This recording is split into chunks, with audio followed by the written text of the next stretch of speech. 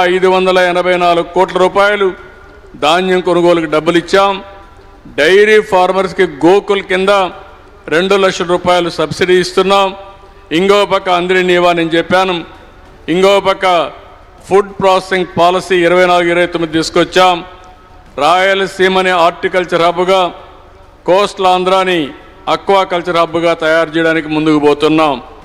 ఇక్కడ మీరు చూస్తే 23-24 143 లక్షల మెట్రిక్ టన్నులు ఆహార ధాన్యాలు ఉత్పత్తి చేస్తే ఒక సంవత్సరంలో 159 లక్షలకు చేరాం. ఇంకో పక్క ఇన్ఫ్లేషన్ కూడా ఆల్ ఇండియా లెవెల్లో 23-24 5.4 ఉంటే ఇక్కడ ఆంధ్రప్రదేశ్ 4.63 ఉంది. ఈసారి ఆల్ ఇండియా లెవెల్లో 5.54 ఉంటే మంది మాత్రం 4.4 ఉంది. అంటే మనం ఇన్ఫ్లేషన్ కూడా ఎప్పటికప్పుడు మానిటర్ చేస్తూ ప్రజలపైన ధరల భారం పడకుండా మానిటర్ చేస్తున్నాం. ఇది సమర్థవంతంగా పనిచేసిన అధికార యంత్రాంగాన్ని అభినందిస్తున్నానని చెప్పి కూడా నేను మీకు తెలియజేస్తున్నా. నెక్స్ట్ ఇంకో పక్కన ఇప్పుడే హ్యూమన్ రిసోర్స్ డెవలప్మెంట్ చెప్పాం. KG to PG syllabus review చేశారు. జీవో నెంబర్ 117ని రద్దు చేశాం. మెగా డిఎస్సి పిలిచాం. తల్లికి వందనం ఇచ్చాం. షైనింగ్ స్టార్స్ ప్రోగ్రాం కింద 10th క్లాస్ స్టూడెంట్స్కి అందరికీ అవార్డ్స్ ఇవ్వడం, వాళ్ళని సన్మానించారు. మెగా పేరెంట్స్ టీచర్స్ మీట్ కూడా పెట్టారు. ఫస్ట్ టైం చరిత్రలో అన్ని గ్రామాల్లో గ్రామ సభలో ఒకరోజు పెట్టిన ఘనత డిప్యూటీ సీఎం పవన్ కళ్యాణ్ గారిది. ఒకే రోజు పెట్టారు.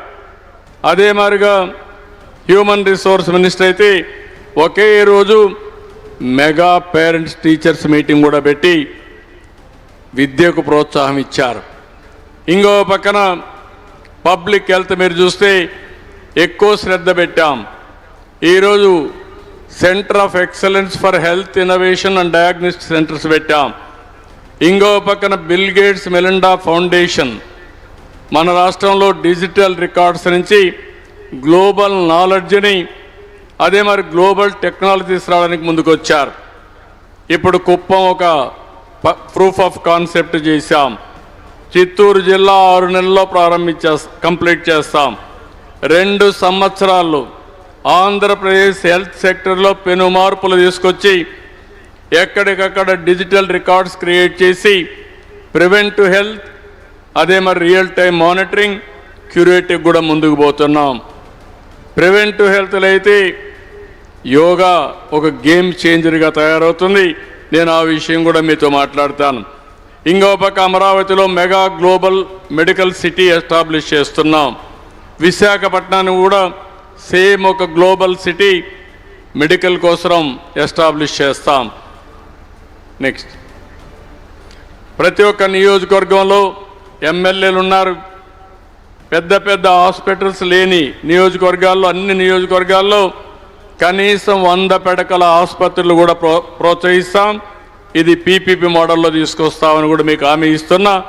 మీరు కూడా చొరవ తీసుకోవాల్సిన అవసరం, బాధ్యత మీ మీద ఉంది. వెల్ఫేర్ ప్రోగ్రాం చెప్పాను. ఎన్టీఆర్ భరోసా ఇచ్చాం, దీపం ఇచ్చాం, మత్స్యకారుల భరోసా ఇచ్చాం. ఇంకో పక్క చెత్త మీద పన్ను రద్దు చేశాం. తల్లికి వందనం ఇచ్చాం. అన్నదాత సుఖీభవ సెంటర్తో సమానంగా ఇస్తాం. Free bus to women August 15ని ఇస్తాం. ఆ రోజే ఆటో డ్రైవర్స్కి కూడా ఇవ్వాల్సిన డబ్బులు ఇచ్చి, ఒక పక్కన మనం అనుకున్న ప్రకారం ఆడబిడ్డలకు ఉచిత బస్సు సౌకర్యం కల్పిస్తూనే ఆటో డ్రైవర్స్ని కూడా ఆదుకోవడానికి ఒక కార్యక్రమం ఇస్తామని చెప్పి కూడా తెలియజేస్తున్నా. నెక్స్ట్ ఇది వచ్చినప్పుడు ఒక పక్క సంక్షేమ కార్యక్రమాలు ఎక్కడ కూడా ఇబ్బంది కలిగించాం. అయితే సంపద సృష్టించడం, అభివృద్ధి చేయడం, వచ్చిన సంపదలో సంక్షేమానికి ఖర్చు పెడుతూనే ఇంకొక పక్క అభివృద్ధి కూడా ప్యారల్గా తీసుకెళ్తాం. ఏ ఆర్థిక వ్యవస్థ అయినా సరే మనం అందరం ఒక విషయం ఏంటో వాళ్ళందరూ గుర్తుపెట్టుకోవాలి. ఆర్థిక సంస్కరణలు వచ్చిన తర్వాతనే సంపద సృష్టించబడతా ఉంది. 1991లో ఆర్థిక సంస్కరణలు వచ్చాయి. అంత మునుపు ప్రపంచం అంతా మనల్ని చాలా చులకనగా